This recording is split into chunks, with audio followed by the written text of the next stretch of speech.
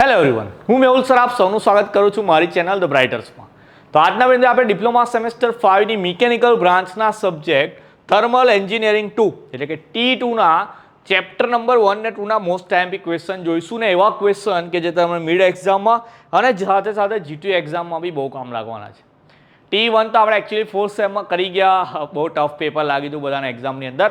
પણ આ વખતે એવું કરીએ આપણે પહેલાથી જ એવી પ્રિપેરેશન કરીએ, મતલબ લાસ્ટ ટાઈમે T1 એટલું બધું પ્રિપેર નહોતું કરાયું, એટલા બધા આઈએમપી બી નહોતા આપ્યા. પણ આ વખતે આપણે એવું કરીએ છીએ કે ચેપ્ટર વાઇઝ બી તમને આઈએમપી આપું છું, પ્લસ આપણે એવું બી કરીશું કે થોડો ટાઈમ યુટિલાઇઝ કરીશું, મતલબ હું મારો ટાઈમ થોડો કાઢીશ અને એમાં તમને T2માં જેટલા બી ન્યુમેરિકલ આવે છે, એ રીતે લાસ્ટ ટાઈમ આઈ થિંક મેં DMEમાં કરાયેલું હતું, તો આ વખતે આપણે T2માં બી એવું કરીશું કે જેમાં જેટલા બી ન્યુમેરિકલ આવતા હોય T2ના એ બધા ન્યુમેરિકલનો એક વિડીયો બનાવીશું કે જેથી બધાને હેલ્પ થાય. અત્યારે ખાલી આઈએમપી ક્વેશ્ચન આપું છું, એમાં બી એવું કહી દઈશ કે કયા કયા ન્યુમેરિકલ કરવાના છે. તો જો કદાચ તમે પ્રિપેર કરતા હોય મિડ માટે અને કરવા બી જોઈએ તો તમારે એ ન્યુમેરિકલ ખાસ કરવાના હશે. ચેપ્ટર વાઇઝ જોઈએ તો પહેલા ચેપ્ટરમાંથી શું કરવાનું પહેલાં એની વાત કરું તો પહેલું જે ચેપ્ટર છે એમાંથી નવી બુક આવી ગઈ છે અને મે બી જો કોઈ પાસે જૂની બુક હોય તો બંનેમાં પહેલો જે સ્ટાર્ટિંગનો પોર્શન છે કે જેમાં 4 stroke petrol engine 4 stroke diesel engine છે, જે બધું આપણે EMEમાં ભણી ગયા છે, તો અત્યારે T2ના સિલેબસમાં એ વસ્તુ નથી. ચેપ્ટર આપણું સ્ટાર્ટ થાય છે અહીંયાથી જ. તો બુકમાં બી જે વાલ ટાઈમિંગ ડાયાગ્રામ આપેલો છે ત્યાંથી જ આપણું ફર્સ્ટ ચેપ્ટર ચાલુ થાય છે, એવું યાદ રાખજો.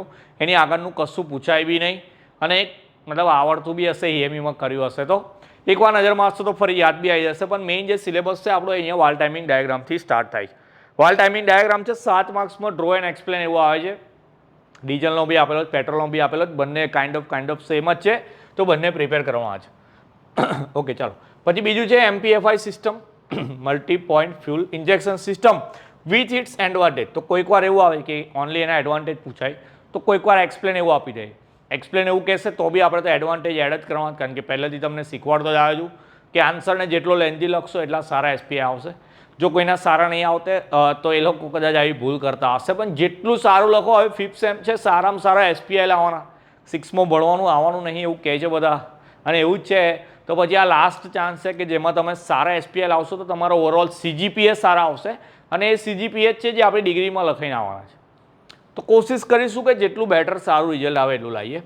એના પછી થર્ડ નંબરમાં છે lubrication system and its purposes. Okay, તો લુબ્રિકેશન કેમ કરવાનું, એના પર્પઝ એટલે ગુજરાતીમાં કહું તો એના હેતુઓ, જેમ કે તમને ખબર કે ઘર્ષણ ફ્રિક્શન ના લાગે, ઓકે, ક્લીન રહે મટીરિયલ છે જે બી વસ્તુ, તો એના માટે આપણે લુબ્રિકેશન કરવું પડે. 4 ટાઈપની લુબ્રિકેશન અંદર આપેલી છે, એમાંથી 2 ટાઈપની લુબ્રિકેશન જે છે સિસ્ટમ પહેલી ને બીજી છે, એક પેટ્રોઇલ છે અને બીજી છે આપણી સ્પ્લેશ. ઓકે, આ 2 કમ્પલસરી તૈયાર કરવાની છે, કારણ કે કોઈક વાર 7 માર્ક્સમાં ક્વેશ્ચન આવશે તો એવું આવશે કે explain lubrication with it's types, તો આપણે એની ટાઈપ્સ લખીને એક્સપ્લેન બી કરવાની છે, તો 2 ખાસ તૈયાર કરી લેજો. પછી ગવર્નિંગ સિસ્ટમ છે, તો ગવર્નિંગ સિસ્ટમમાં બી કે એના પર્પઝ લખવાના અને એની બી જે 3 ટાઈપ આપેલી છે, ઓકે, એ 3 ટાઈપ બી તૈયાર કરવાની છે. ગવર્નિંગમાં કઈ હતી, એ ક્વોલિટી, ક્વોન્ટિટી અને હિટ એન્ડ મિસ ગવર્નિંગ, એ 3 બી ખાસ તૈયાર કરજો. 7 માર્કના ક્વેશ્ચન છે અહીંયા જેટલા બી લખેલા છે, એ લોકો તોડી તાડીને 4 માર્ક્સમાં કે 3 માર્ક્સમાં બી પૂછશે, પણ 7 માર્કમાં જેવી રીતે આવે તેવી રીતે આન્સરનો આપણે પ્રિપેર કરીશું.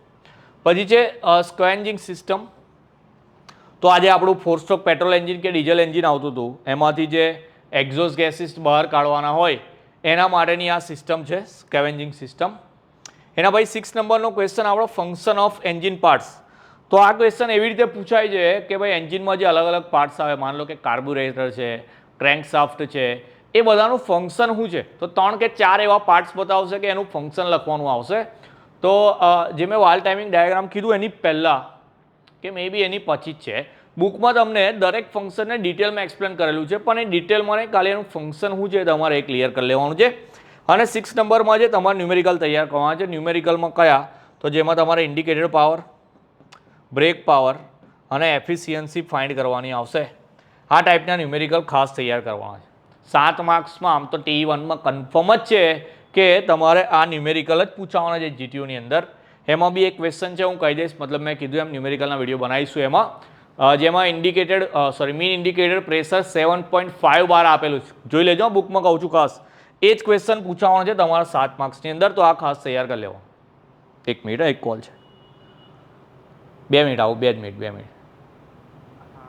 હા, ઓકે, ચાલો એના પછીનો ક્વેશ્ચન આપણે જોઈએ તો બીજા ચેપ્ટરના ક્વેશ્ચન જોયા. તો બીજા ચેપ્ટરમાંથી ઓનલી થિયરી આવે છે, એમાંથી ન્યુમેરિકલ કરવાના છે નહીં આપણે. તો કયા કયા ક્વેશ્ચન છે, મતલબ ઓનલી થિયરી છે એવું જ કહી દઉં છું અત્યારથી કે બીજા ચેપ્ટરમાંથી ન્યુમેરિકલ આવવાના નથી. 3 માર્કની, 4 માર્ક્સની અને 7 માર્ક્સની એમાંથી થિયરી જ આવે છે અને એકદમ ઇઝી થિયરી છે. ચેપ્ટરમાં પહેલો જ ક્વેશ્ચન એવો છે, નીડ ઓફ ઓલ્ટરનેટિવ ફ્યુલ, કે ભાઈ અત્યાર સુધી પેટ્રોલ ડીઝલ ચાલતું હતું તો કેમ EV આવ્યું, કેમ સોલર આવ્યું. એનો જવાબ બી બધાને તમને ખબર હશે. એકદમ જનરલ આન્સર બધા લખેલા છે અંદર, પર્યાવરણ જેવું ચેપ્ટર જેવું, સમજો ને. અને એના પછી જે આ 4 ફ્યુલ છે જે ઓલ્ટરનેટિવ ફ્યુલ છે, એમાં પહેલું આલ્કોહોલ ફ્યુલ છે, હાઇડ્રોજન ફ્યુલ છે, CNG ને LPG, એ બધાના એડવાન્ટેજ પ્લસ ડિસએડવાન્ટેજ પ્રિપેર કરવાના છે. ઓકે, પ્લસ તમે એપ્લિકેશન બી કરી લો તો બી ચાલે, કઈ કઈ જગ્યાએ મતલબ એના યુઝિસ થાય છે એ કરવાનું છે. આ ચેપ્ટર એવું છે કે બહુ ટેકનિકલ વર્ડ આવે નહીં, તમે ચેટ જીપીટીથી આન્સર કરી લેશો તો બી ચાલશે, પણ જ્યારે બી ચેટ જીપીટીથી આન્સર તમે કરતા હોય તો પ્રોમ્પ્ટમાં ખાસ એવું લખવાનું કે મેં ડિપ્લોમા મિકેનિકલ એન્જિનિયરિંગની એક્ઝામમાં લખવા માટે આન્સર માગું છું. ચેટ જીપીટી આપણને આન્સર એવી રીતે આપે કે આપણને ખાલી એક્સપ્લેન કરતો હોય તો આપણને સમજ પડી જાય એટલે સિમ્પલ લેંગ્વેજમાં કહેશે, પણ આપણે સમજવા માટે નહીં, આપણે એક્ઝામમાં લખવા માટે એની પાસે આન્સર માંગીએ છીએ. તો ખાસ પ્રોમ્પ્ટમાં એવું લખવાનું કે ભાઈ ડિપ્લોમા મિકેનિકલ એન્જિનિયરિંગની એક્ઝામ માટે મને આન્સર આપશો, તમને એ રીતે આપશે. ઓકે, પછી 7 માર્ક્સનો આ એક ક્વેશ્ચન છે, CNG sequential injection system draw કરવાની છે. ઓકે, આપણી કારની અંદર પેટ્રોલ હોય પણ કોઈ CNG પાછળથી એડ કરાવે તો એ CNG સિસ્ટમ આખી કેવી આવે. હવે બુકમાં ડાયાગ્રામ આપેલો છે, હવે ડાયાગ્રામ જોઈને એવું લાગે કે સર બહુ મોટો કેવી રીતે ડ્રો કરીશું, અંદર 3D પાર્ટ્સ બતાવેલા છે. તો 3D પાર્ટ્સ નહીં ડ્રો કરો, બોક્સ કરીને ત્યાં લખી દો કે આ વસ્તુ જે ચાલશે, પણ આખો ડાયાગ્રામ તો ડ્રો કરવાનો. ગૂગલ કરી લો કે ગૂગલમાં આ લખો CNG સિક્વન્શિયલ ઇન્જેક્શન સિસ્ટમનો ડાયાગ્રામ, તો ઇઝી ડાયાગ્રામ બી મળી જશે. ચેટ જીપીટી પાસેથી ડાયાગ્રામ નહીં લેવાના, ચેટ જીપીટી ડાયાગ્રામમાં બહુ મિસ્ટેક કરે છે એવું. તો ક્વેશ્ચનના આન્સર ઠીક છે એવું, પણ ડાયાગ્રામ ગૂગલ કરી લેવાના. અને 7th ક્વેશ્ચન છે આપણો, emission norms for air pollution and maximum control limit of emitted elements. તો આજે પેટ્રોલ ડીઝલ એ વસ્તુ વાપરતા હતા તો પહેલાં એનાથી પોલ્યુશન બહુ થતું હતું. તો એ પોલ્યુશન માટે ઘણા બધા કાયદા બનાવેલા છે, મતલબ ઇન્ડસ્ટ્રી હોય કે કાર માટે હોય, એ બધા માટે ઘણા બધા જે રૂલ્સ બનાવેલા છે એ નોર્મ્સની વાત કરે છે એર પોલ્યુશનમાં. અને એને કેવી રીતે પ્રિવેન્ટ કરવાનું, મતલબ આપણે કેવી રીતે કંટ્રોલ કરી શકીએ છીએ એર પોલ્યુશન, એ જે આપણો લાસ્ટ ક્વેશ્ચન છે. મતલબ એર પોલ્યુશનમાં કયા કયા જે ગેસીસ છે જે વધારે પાર્ટ લે છે એ બધું આન્સર લખવાનું. તો પર્યાવરણ જેવું ચેપ્ટર છે આપણું, બહુ ઇઝી છે. તો મિડમાં હશે કે જીટીયુમાં હશે, તમે બહુ ઇઝીલી આમાં તો સારા માર્ક્સ લાવી શકો છો. પણ જે પહેલું ચેપ્ટર હતું મેં તમને ખાસ કીધું, તો જે ક્વેશ્ચન કીધા છે પહેલા બીજાના એ તૈયાર કરી લેવાના બરાબર. મિડમાં બી આ જ કામ લાગશે, જીટીયુમાં બી આ જ કામ લાગશે. તો આપણે જીટીયુ વખતે બી જે IMP બનાવીશું એમાં આ ક્વેશ્ચન આવવાના જ છે. તો અત્યારથી પ્રિપેરેશન સ્ટાર્ટ કરી દો. હવે એક સેમ ઓછું ભણવાનું છે તો આ સેમમાં મેક્સિમમ SPI લાવીશું આપણે. અને તમારો ગોલ શું છે, કેટલા SPI તમે આ વખતે ટાર્ગેટ કર્યા જે કોમેન્ટ સેક્શનમાં બતાવજો. અને કયો સબ્જેક્ટ અઘરો લાગે છે અને જેના IMP તમને જલ્દી જોઈતા હોય એ બી જરા કોમેન્ટ સેક્શનમાં લેજો. હવે લાસ્ટ સેમેસ્ટર છે, બ્રાઇટ એન્જિનિયર્સ બ્રાઇટર્સ બનવાનું જ છે આપણે કોઈ બી હાલે. તો પૂરેપૂરી મહેનત કરીશું, હું બી એટલી જ કરીશ ને તમારે બી એટલી જ કરવાની.